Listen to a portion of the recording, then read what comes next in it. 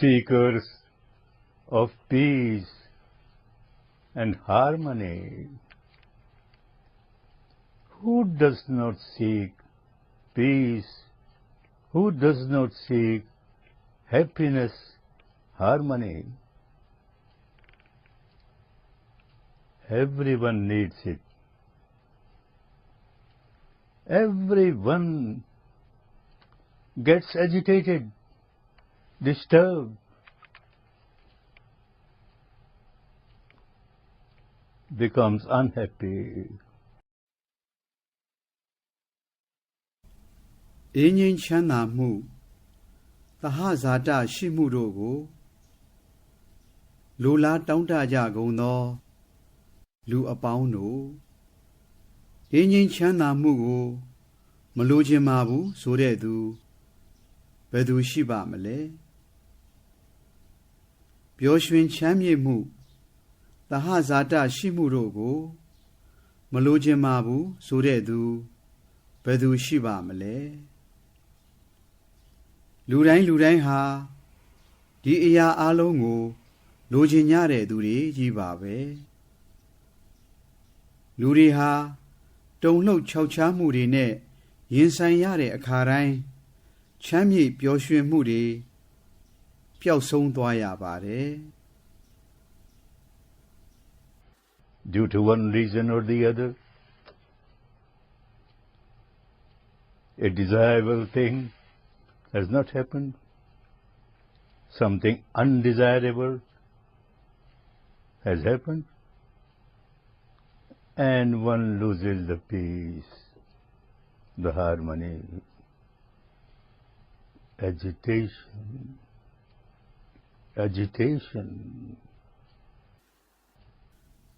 အကြောင်းတစ်ခုမဟုတ်တစ်ခုကြောင့်ကိုဖြစ်ချင်တာတွေကမဖြစ်ချင်တဲ့အရာတွေဖြစ်လာတဲ့အခါကျတော့လူတွေရဲ့စိတ်ဟာငြိမ်းချမ်းမှုသမမျှတမှုတွေဆုံးရှုံးပျောက်ကွယ်သွားကြပြီးတုန်လှုပ်ခြောက်ခြားနေကြရတယ်တုန်လှုပ်ခြောက်ခြားနေကြရတယ်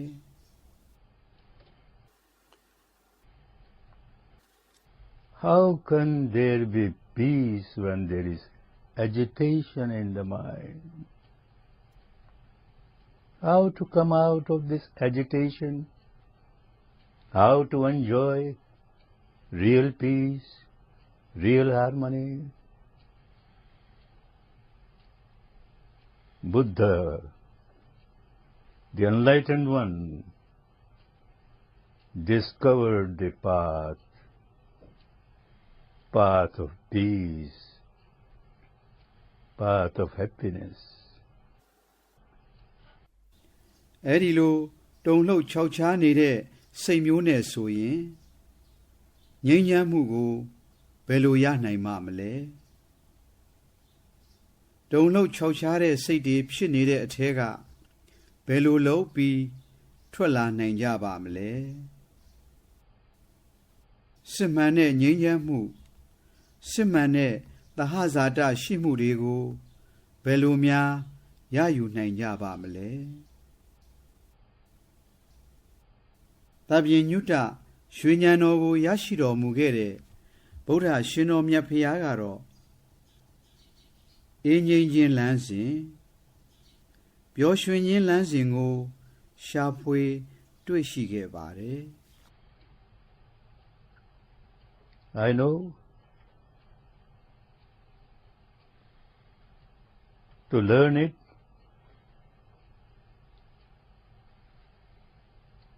you have to give 10 days of your life. And you don't want to do that. All right. You have to start somewhere. Start with a kindergarten of Vipassana. The path of peace, the path of harmony. Just the ABCD of this wonderful path, which you can do, certainly do, every day. ဒီလမ်းစဉ်ကိုရှောက်လန်းမှုရာသင်တို့ရဲ့ဘဝတွေက10 ရက်တာကာလအချိန်ပေးရမယ်ဆိုတာအကျွန်ုပ်သိပါတယ်ဒါပေမဲ့လည်းသင်တို့အနေနဲ့ဒါကိုမပေးနိုင်ကြသေးပါဘူးကောင်းပါပြီသင်တို့အနေနဲ့တနေရာကတော့စကြရမှာပေါ့ဝိပဿနာလမ်းစဉ်ရဲ့မူကြိုအဆင့်ကနေစကြတာပေါ့ငြိမ်းချမ်းမှုသဟဇာတဖြစ်ပေါ်စေတဲ့လမ်းစဉ်ကိုရှောက်လှမ်းမှုရာကာကြီးခါခွေးကနေစကြတာပေါ့အံ့ဩဖွယ်ရာကောင်းလာတဲ့လမ်းစဉ်ကြီးကိုစပြီးတော့ရှောက်ကြရအောင်သင်တို့အနေနဲ့ဒါကိုတော့လုပ်နိုင်ကြမှာပါ The object of your concentration, of your awareness, is your own breath, which is the truth of your life. The breath is there. When one gets born and remains till one passes away, all the time it is with you, but you never care to be aware of it. စိတ်ကိုတည်ငြိမ်လာဖို့အတွက်အာယုံစူးစိုက်ရှုမှတ်เสียအာယုံငံပစ္စည်းတစ်ခုခုလိုအပ်ပါတယ်ဒီအတွက်သင်တို့ရဲ့အသက်ရှူမှုကိုရွေးချယ်လိုက်ပါအသက်ရှူမှုဟာဘဝတစ်လျှောက်လုံးမှာအမှန်တကယ်ဖြစ်ပျက်နေတဲ့သစ္စာတရားပါပဲမွေးတဲ့အချိန်ကစပြီးကွယ်လွန်သွားတဲ့အချိန်အထိဘဝတစ်သက်တာလုံးအသက်ရှူနေကြတာပါပဲသေဆုံးသွားတဲ့အခါမှသာအသက်ရှူမှုကရပ်သွားတာပါသင်တို့ရဲ့အသက်ရှူမှုကအချိန်တိုင်းရှိနေပါတယ်တခဏတိုင်းအသက်ရှူနေကြပါတယ်ဒါပေမဲ့သင်တို့ဟာဒီအသက်ရှူမှုကိုလုံးဝသတိမပြုမိကြပါဘူး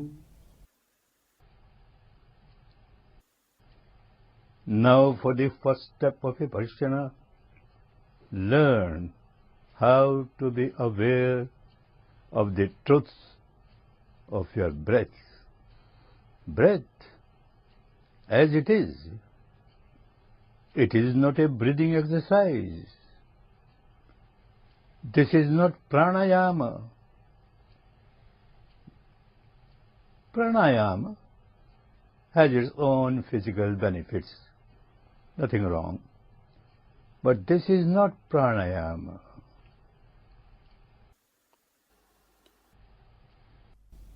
အခုချိန်ကစပြီးဝိပဿနာရဲ့ပထမခြေလှမ်းစကြရအောင်သူ့သဘာဝအတိုင်းဝင်ထွက်နေတဲ့အသက်ရှူမှုရဲ့အမှန်တရားကိုသိရှိနိုင်မှုလေ့ကျင့်ကြရအောင်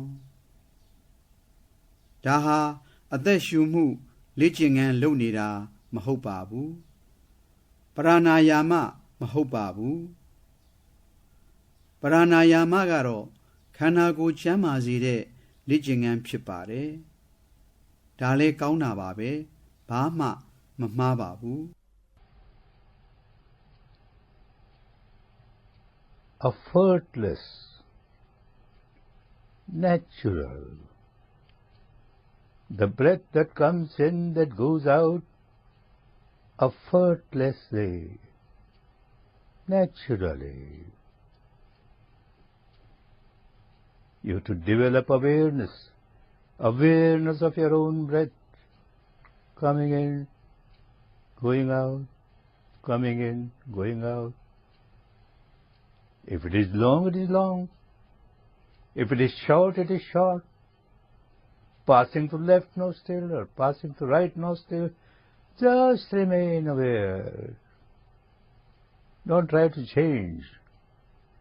Just remain aware, aware of the truth.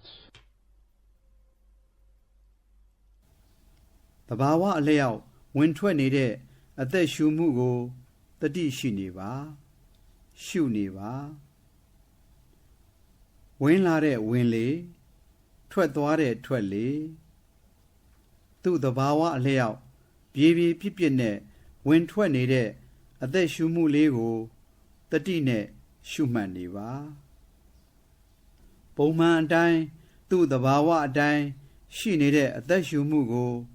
တတိနဲ့ရှုမှတ်နေနိုင်မှုလေ့ကျင့်ရပါမယ်ဝင်လေထွက်လေဝင်လေထွက်လေအသက်ရှူနေတာကလေးကရှည်ရှည်ရှူနေရင်လဲရှည်ရှည်လေးရှူမှန်းသိပါအသက်ရှူတာကလေးကတိုးတိုးလေးရှူနေရင်လဲတိုးတိုးလေးရှူမှန်းသိပါဘဲဘက်နှာခေါင်းပေါက်ကလေဟာဝင်ထွက်နေတယ်ညာဘက်နှာခေါင်းပေါက်ကလေဟာဝင်ထွက်နေတယ်ဆိုတာကိုလည်းသိနေပါသိယုံမျှသာသိနေပါတတိရှိနေယုံလေးပါပဲသူ့သဘာဝအတိုင်းဝင်ထွက်နေတဲ့လေလေးကိုပြောင်းလဲဖို့မကြိုးစားပါနဲ့တတိရှိနေယုံလေးပါပဲThe path given by the enlightened one is the path of truth, awareness of truth, nothing but truth. So now the beginning also, nothing but truth. Your breath coming in, going out, passing through this nostril or that nostril. Don't try to change anything. Just remain aware. Effortless breathing. Just remain aware.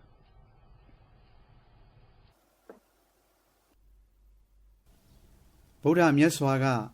တကယ်အမှန်တရားလမ်းစဉ်ပေါ်မှာရှောက်လှမ်းမှုညွှန်ကြားပြသခဲ့တာဖြစ်ပါတယ်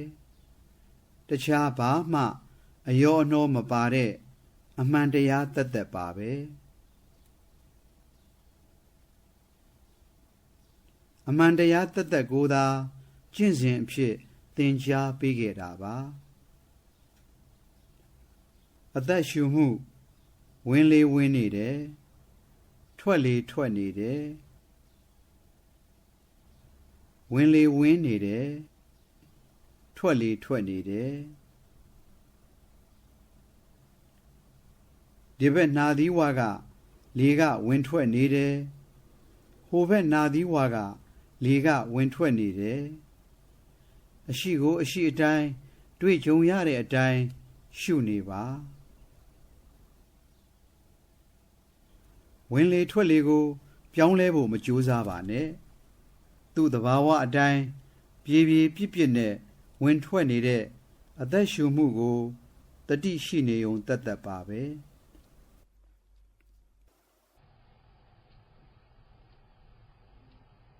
The mind is so agitated. Something undesirable has happened in life. Desirable has not happened. Mind becomes agitated. This has become the habit pattern of the mind. Harmful habit pattern. Harmful habit pattern has to be changed now.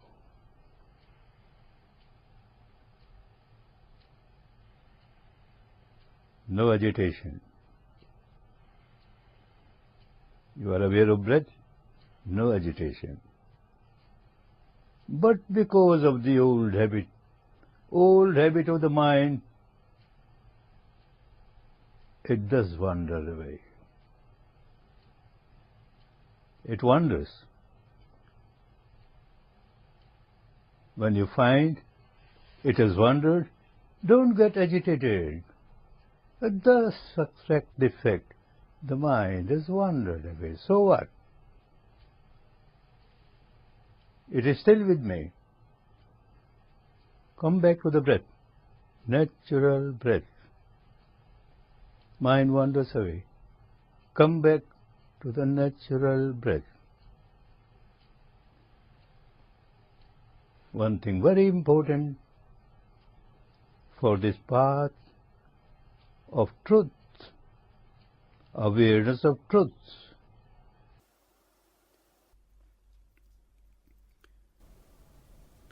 စိတ်ရဲ့သဘာဝကမငြိမ်သက်ဘူးလှုပ်ရှားပြောင်းလဲတဲ့သဘောရှိတယ်ဘဝမှာမကြိုက်မနှက်သက်တဲ့အရာတွေနဲ့ကြုံတွေ့ကြရမယ်လိုချင်တဲ့အရာကြိုက်နှက်သက်တဲ့အရာတွေကြတော့မဖြစ်လာပြန်ဘူးအဲဒီလိုကိစ္စမျိုးတွေနဲ့ကြုံတွေ့ရတဲ့အခါကြတော့စိတ်ဟာမငြိမ်သက်ဘူးအလွန်လှုပ်ရှားနေတယ်ဒါဟာစိတ်ရဲ့အကျင့်ပုံစံပါပဲအန္တရာယ်များပါတယ်ဒီလိုမျိုးစိတ်ရဲ့အကျင့်ပုံစံဟာအလွန်မတန်ပဲအန္တရာယ်များပါတယ်အခုအဲ့ဒီစိတ်ရဲ့အကျင့်ပုံစံကိုပြောင်းလဲပြစ်ကြရပါမယ်အသက်ရှူမှုဝင်လေထွက်လေအပေါ်တတိရှိနေပါစိတ်ကတော့သူ့ရဲ့အကျင့်ပုံစံဟောင်းအတိုင်းပြန့်လွင့်နေအောင်မှာပါပဲအဲ့ဒီလိုပြန့်လွင့်သွားတဲ့အခါစိတ်ပြတ်မသွားပါနဲ့စိတ်တိုးမသွားပါနဲ့ငါစိတ်ပြန့်လွင့်နေပါလားလို့လက်ခံလိုက်ပါငါစိတ်ပြန့်လွင့်သွားတယ်ဘာဖြစ်လဲပြန်ဆလိုက်တာပေါ့သဘာဝအသက်ရှူမှုအပေါ်ပြန်ပြီးသတိထားလိုက်ပါတတိရှိနေလိုက်ပါအလွန်အရေးကြီးတဲ့အချက်ကတော့အမှန်တရားကိုတတိနဲ့ရှုမှတ်နေတယ်မှန်ကန်တဲ့လမ်းကြောင်းပေါ်မှာရှောက်လန်းနေတယ်ဆိုတဲ့အချက်ပါပဲ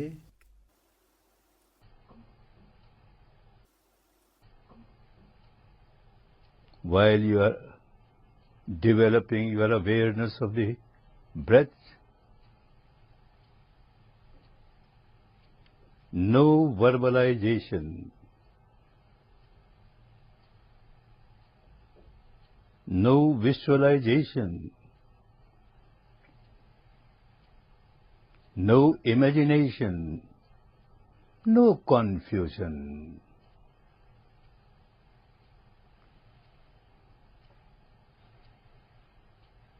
You're observing your breath and you're confused with so many things.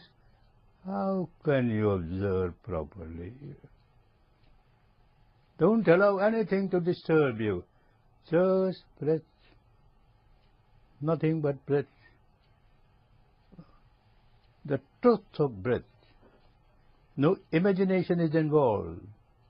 No speculation is involved. No blind faith is involved. No blind belief is involved.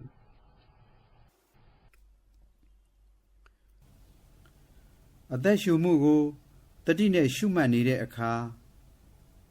နှုတ်ကဘာကိုမှရွတ်ဆိုမှုမပြုလုပ်ရပါဘူးမျက်စိထဲမှာမြင်နေရသလိုပုံဖော်ထားတာမျိုးစိတ်ကူးနဲ့တွေးတောကြံစည်နေတာမျိုးစိတ်ရှုပ်ထွေးစရာ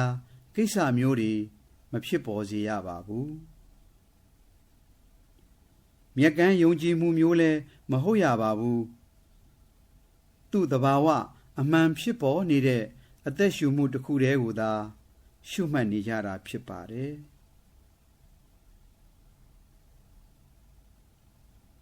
သင်ရဲ့စိတ်ထဲမှာစိတ်ရှုပ်ထွေးမှုတွေအမျိုးမျိုးဖြစ်ပေါ်နေတယ်ဆိုရင်ဘယ်လိုလုပ်ပြီး တရားကိုကောင်းကောင်းရှုမှတ်လို့ရမှာလဲတကယ်အမှန်တရားဖြစ်တဲ့အသက်ရှူမှုကိုတတိရှိနေစဉ်မှာတခြားဘာအကြောင်းနဲ့မှအနှောက်အယှက်မဖြစ်စေရပါဘူးအသက်ရှူမှုတစ်ခုတည်းကိုပဲရှုမှတ်နေပါစိတ်ကူးပုံဖော်တာမျိုးမှန်းဆတွေးတောနေတာမျိုးမပြုလုပ်ရပါဘူးမြတ်ကမ်းယုံကြည်မှုမျိုးလည်းမဖြစ်စေရပါဘူး Every human being can practice it without any difficulty. Every human being belonging to this community or that community,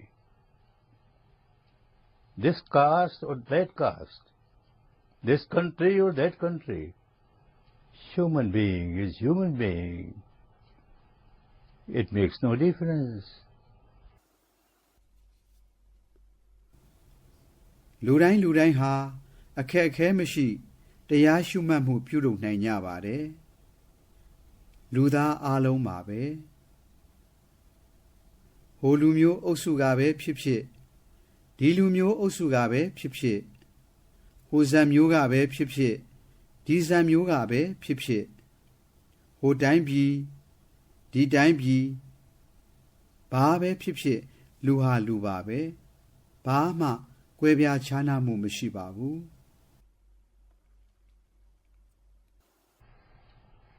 Agitation is there everywhere, and everyone wants to come out of agitation, come out of misery, come out of unhappiness. တုံ့လောက်ချောက်ချားမှုတွေဟာနေရာတိုင်းမှာရှိနေကြတာပါပဲလူတိုင်းဟာဒီတုံ့လောက်ချောက်ချားမှုတွေဆင်းရဲဒုက္ခတွေမပျော်မရွှင်ဖြစ်နေရတဲ့အခြေအနေတွေကနေလွတ်မြောက်လိုကြပါတယ် And the object of awareness is with everyone, the breath coming in, the breath going out.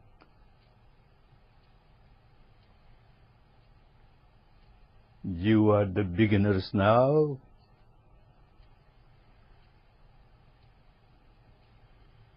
You can't spare 3 days for this practice, which we call Anapana.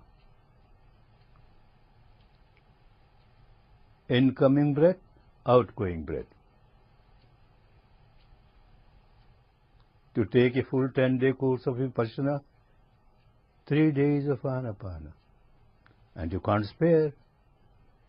But certainly, however busy you are, you can spare 10-15 minutes every day, morning, evening, or just before going to bed. 10-15 minutes.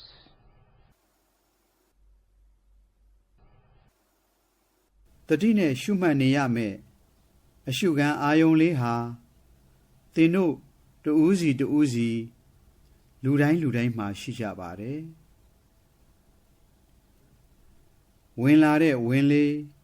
ထွက်သွားတဲ့ထွက်လေးဝင်လာတဲ့ဝင်လေးထွက်သွားတဲ့ထွက်လေးဟာရှုမှတ်ရမယ်အာယုံပါပဲဒီအာယုံကိုသာတတိနဲ့ရှုမှတ်နေပါသင်တို့အနေနဲ့ဒီကျင့်စဉ်ကိုစပြီးတော့ကျင့်နေကြပါပြီ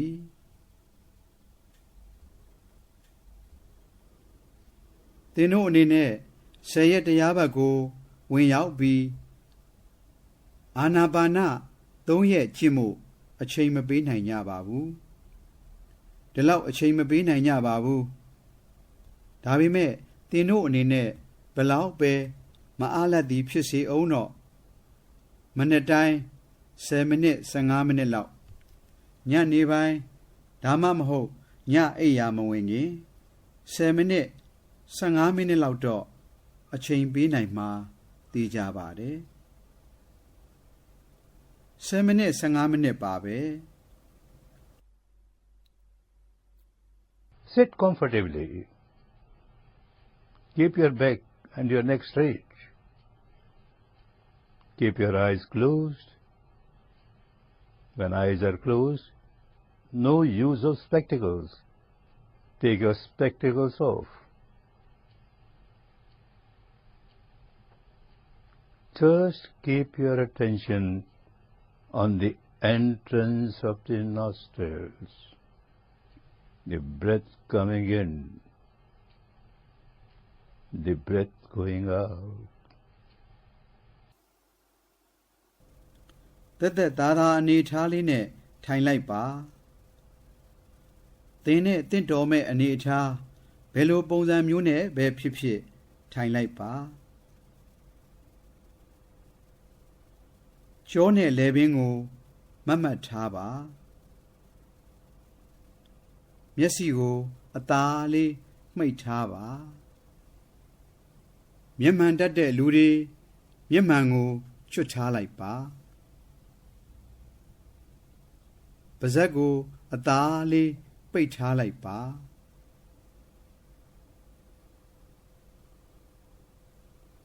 စိတ်အာယုံကိုနှာခေါင်းအဝင်ဝနှာသီးပြားတစ်ဝိုက်နေရာလေးမှာအာယုံစူးစိုက်ထားလိုက်ပါဝင်လေဝင်လာတာထွက်လေထွက်သွားတာဝင်လေဝင်လာတာထွက်လေထွက်သွားတာကိုတတိရှိနေပါသူ့တဘာဝအတိုင်းဘာမှအပေါ်မပါစေပဲအသက်ရှူမှုတသက်ကိုသာရှုမှတ်နေပါဝင်လေထွက်လေဟာရှည်ရင်ရှည်တယ်တိုးရင်တိုးတယ်ဘဲဘက်နှာခေါင်းပေါက်ကလေကဝင်ထွက်နေတယ်ညာဘက်နှာခေါင်းပေါက်ကလေကဝင်ထွက်နေတယ်ဆိုတာကိုသိနေပါ However agitated your mind is, very soon you will start realizing that with this 10 minutes of Anapana, 10 minutes of observing the breath, your mind is getting calm, quiet.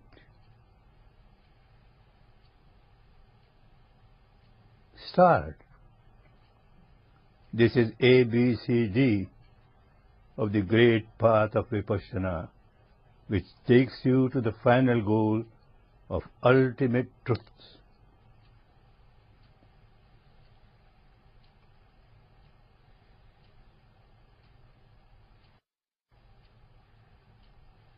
Continue. Continue to work every day, morning and evening. Every day, morning and evening. The results are bound to come. ဒီလိုနဲ့တဘာဝအသက်ရှူမှုကို10မိနစ်လောက်အာယုံစူးစိုက်ရှုမှတ်လာတဲ့အခါမှာဘယ်လောက်ပဲလှုပ်ရှားပြန့်လွင့်နေပါတယ်ဆိုတဲ့သင်ရဲ့စိတ်ဟာတဖြည်းဖြည်းနဲ့ငြိမ်သက်လာပါတယ်အေးချမ်းလာပါတယ်ဆိုတာကိုသင်ကိုယ်တိုင်ကိုယ်တွေ့ခံစားသိရှိလာပါလိမ့်မယ်ဒါဟာအဆုံးစွန်သောအမှန်တရားရဲ့နောက်ဆုံးပန်းတိုင်ကိုခေါ်ဆောင်သွားမဲ့ဝိပဿနာလမ်းစဉ်ရဲ့ကာကြီးခခွေးပဲဖြစ်ပါတယ်နေ့စဉ်မနေ့ညဒီအတိုင်းပဲဆက်လက်ပြီးအလုပ်လုပ်သွားပါအောင်မြင်မှုအကျိုးရလဒ်တွေရလာကြမှာသိကြပါတယ် In a few days, when you find that it is very helpful to you, you will decide yourself to give 10 days for Anapana and Vipassana, and the result will be wonderful. But at this stage, I know you can't give, you don't want to give 10 days, but you can certainly give 10 minutes or maybe 15 minutes, morning, evening, and you start experiencing the result. ရက်တော်တော်ကြာကြာကလေးနေ့စဉ်မနေ့နဲ့ညမှန်မှန်လေ့ကျင့်သွားတဲ့အခါဒီကျင့်စဉ်ကသင်အတွက်ကောင်းကျိုးပြုတယ်ဆိုတာသိရှိလာပြီးတော့ဝိပဿနာဆယ်ရစခန်းကိုဝင်ရောက်အားထုတ်ဖို့သင်ကိုယ်တိုင်ပဲဆုံးဖြတ်နိုင်လာပါလိမ့်မယ်နေ့စဉ်တရားကျင့်ခြင်းအပြင်အံ့ဩဖွယ်ရာအကျိုးကျေးဇူးများကိုရရှိလာပါလိမ့်မယ်ဒါပေမဲ့အခုအချိန်မှာတော့သင်တို့အနေနဲ့ဒီလောက်အချိန်မပေးနိုင်ကြသေးပါဘူး10ရက်ဆိုတဲ့အချိန်မပေးချင်ကြသေးပါဘူးဆိုတာအကျွန်ုပ်သိပါတယ်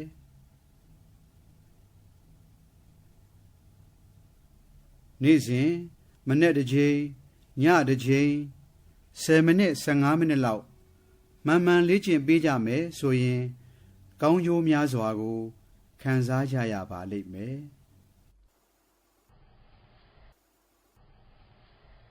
Work. You have to work. Somebody can guide you, that's all. You have to work your own salvation. You have to come out of your own misery. The way is there, the path is there, the technique is there. Work, work, work, and be happy, be peaceful, be liberated from all the miseries. အလုပ်လုပ်ကြပါမိမိရဲ့လွတ်မြောက်ရေးအတွက်မိမိကိုယ်တိုင်အလုပ်လုပ်ကြရမှာဖြစ်ပါတယ်အလုပ်လုပ်ကြပါအလုပ်လုပ်ကြပါဆင်းရဲဒုက္ခအပေါင်းကလွတ်မြောက်စေဖို့အလုပ်လုပ်ကြပါချမ်းသာကြပါစေငြိမ်းအေးကြပါစေဆင်းရဲအပေါင်းကလွတ်မြောက်ကြပါစေလွတ်မြောက်ကြပါစေ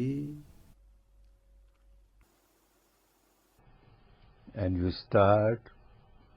when you start experiencing even little bit of peace and harmony after your sitting of 10 minutes, then try to generate love, compassion, goodwill towards all beings, because all beings are unhappy, agitated. May all beings be happy. May all beings be peaceful. May all beings get liberated from misery. သင်မှာငြိမ်းအေးချမ်းသာမှုသဟဇာတရှိမှုအနှဲငယ်မျှလောက်ရလာပြီဆိုရင်တတ္တဝါတွေအပေါ်မေတ္တာစိတ်ဂရုဏာစိတ်စိတ်ကောင်းစေတနာတွေပွားများလာအောင်ကြိုးစားပါတတ္တဝါတွေအပေါ်မေတ္တာပွားပါဘာဖြစ်လို့လဲဆိုတော့တတ္တဝါတွေအားလုံးဟာပျော်ရွှင်မှုကင်းမဲ့နေကြပြီးဒုံလှုပ်ခြောက်ခြားမှုတွေနဲ့ရင်ဆိုင်နေကြရလို့ပါပဲတတ္တဝါအပေါင်းတို့ပျော်ရွှင်ကြပါစေငြိမ်းအေးကြပါစေဆင်းရဲအပေါင်းမှလွတ်မြောက်ကြပါစေလွတ်မြောက်ကြပါစေလွတ်မြောက်ကြပါစေလို့မေတ္တာပွားပါ Now let us practice Anapana for about 10 minutes. Practice Anapana. ကဲအခု10မိနစ်လောက်အာနာပါနကျင့်စဉ်ကိုကျင့်ကြရအောင် Sit comfortably.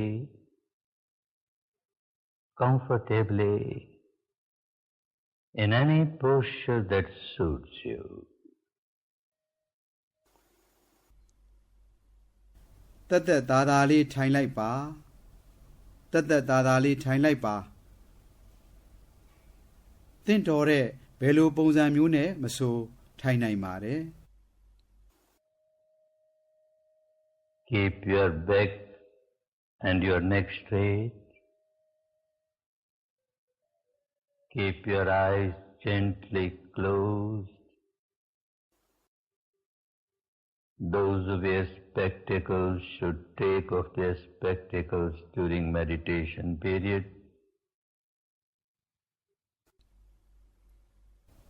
ကြောနဲ့လည်ပင်းကိုမတ်မတ်ထားပါမျက်စိကိုအသားလေးပိတ်ထားလိုက်ပါမျက်မှန်တက်တဲ့သူတွေတရားရှုမှတ်ခြင်းအတွင်းမျက်မှန်ချွတ်ထားပါ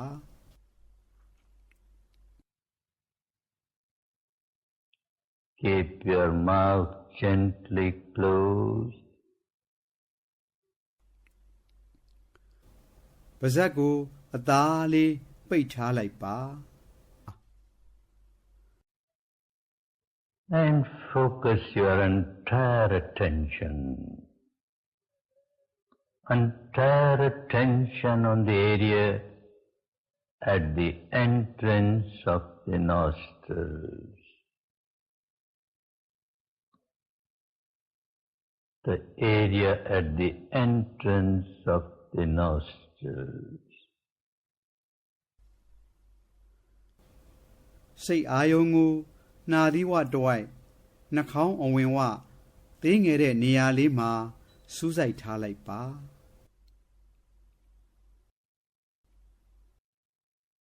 And remain aware of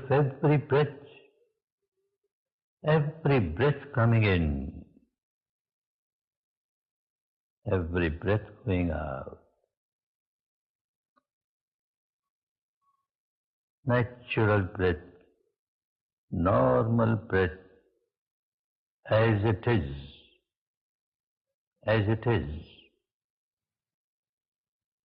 If it is long, it is long. If it is short, it is short.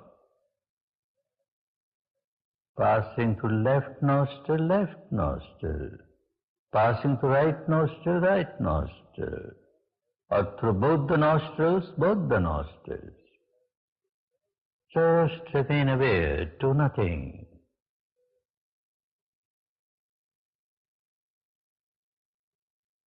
Just remain aware.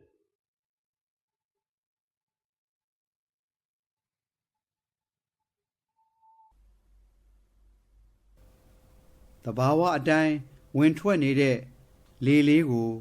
ရှုမှတ်နေပါအသက်ရှူမှုဟာရှည်ရင်ရှည်တယ်လို့သိနေပါအသက်ရှူမှုဟာတိုးရင်တိုးတယ်လို့သိနေပါဘယ်ဘက်နှာခေါင်းပေါက်ကလေကဝင်ထွက်နေတယ်ညာဘက်နှာခေါင်းပေါက်ကလေကဝင်ထွက်နေတယ်ဒါမှမဟုတ်ရင်လဲနှာခေါင်းပေါက်နှစ်ပေါက်စလုံးကလေဝင်ထွက်နေတယ်စသဖြင့်သိနေပါသိယုံလေးပါပဲဘာမှလုပ်เสียရမလိုပါဘူး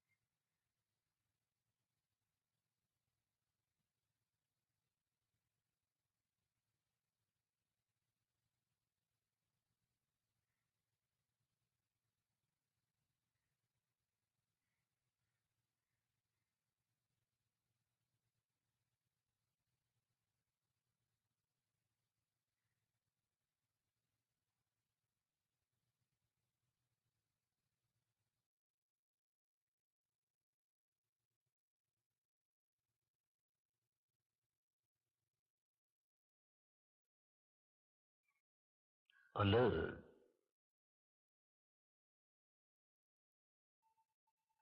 attentive,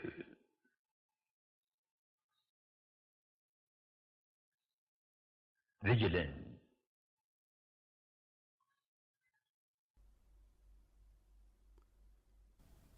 နိုးနိုးကြားကြားရှိကြပါအာယုံကိုစူးစိုက်ထားပါအထူးပဲ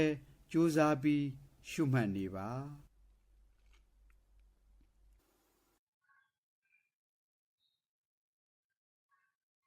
Remain alert, attentive, vigilant.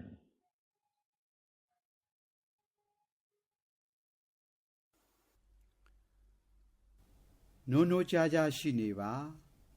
အာယုံကိုအထူးပဲစူးစိုက်ရှုမှတ်ပါအထူးပဲကြိုးစားပြီးအားထုတ်ကြပါ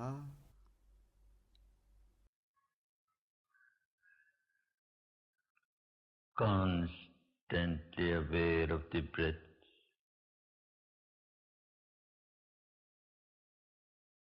the incoming breath, the outgoing breath, incoming breath, outgoing breath.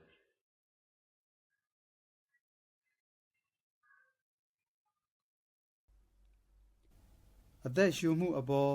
တတိရှိနေမှုကိုအဆက်ပြတ်မသွားပါစေနဲ့။တတိမြဲနေအောင်ကြိုးစားပါ။ဝင်လေဝင်လာတယ်ထွက်လေထွက်သွားတယ်။ဝင်လေဝင်လာတယ်ထွက်လေထွက်သွားတယ်။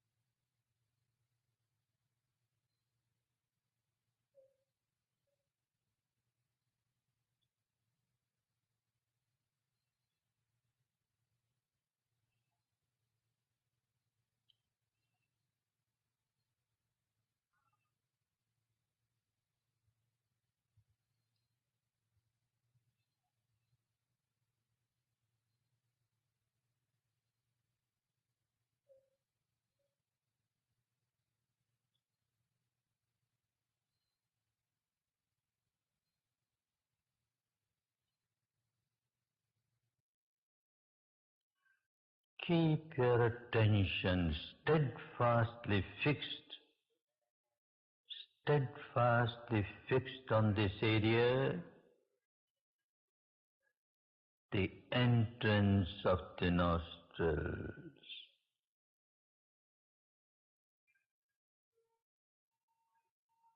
Like a gatekeeper, like a watchman, aware of every breath entering the nostrils, aware of every breath moving out of the nostrils. Alert, attentive, vigilant.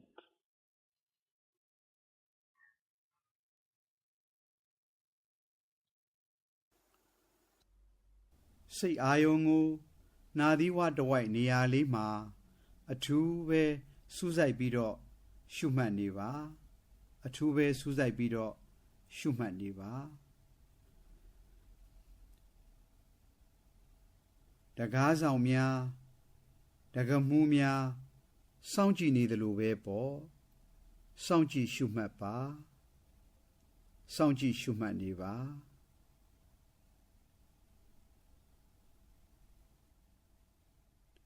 နာသီဝမှာဝင်နေထွက်နေတဲ့လေလေးကိုတစ်ချက်ကလေးမှလွတ်မသွားပါစေနဲ့ဝင်လေဝင်တာထွက်လေထွက်တာကိုရှုမှတ်နေပါနိုးနိုးကြားကြားရှိကြပါအာယုံကိုအထူးပဲစူးစိုက်ထားပါကြိုးစားပြီးတော့ရှုမှတ်ပါကြိုးစားပြီးရှုမှတ်ကြပါ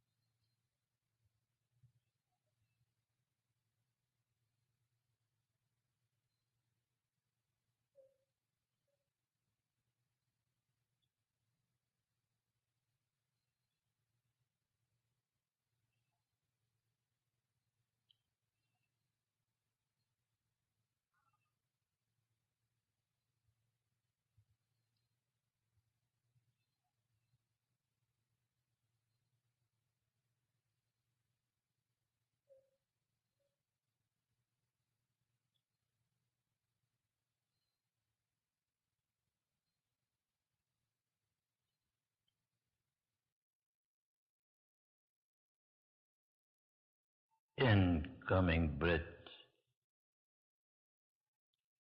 outgoing breath,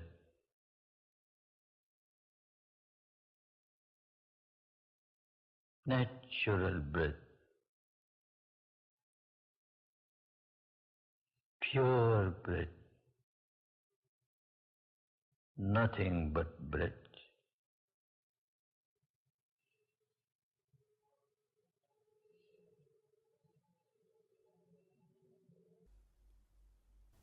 ဝင်လေဝင်တာ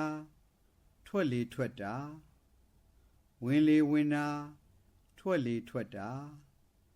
သူ့သဘာဝအတိုင်းအသက်ရှူမှုတခြားဘာမှမပါဘဲ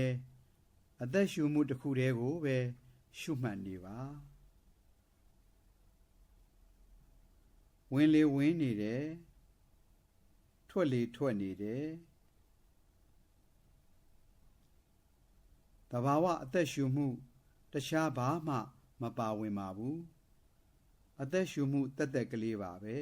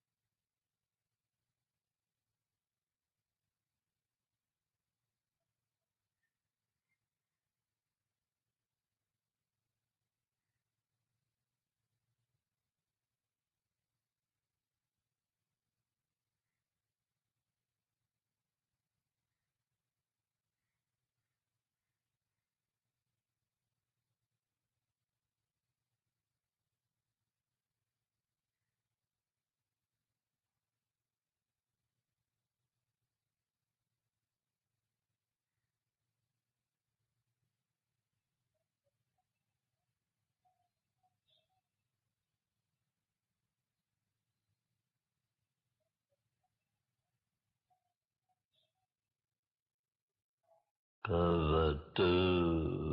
sabba mangalam Bhavatu sabba mangalam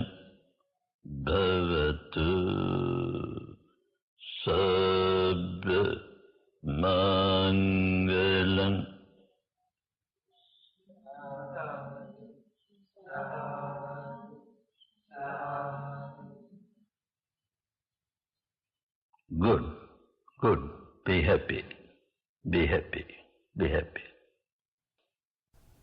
ကောင်းပါတယ်ကောင်းပါတယ်ပျော်ရွှင်ချမ်းမြေ့ကြပါစေပျော်ရွှင်ချမ်းမြေ့ကြပါစေပျော်ရွှင်ချမ်းမြေ့ကြ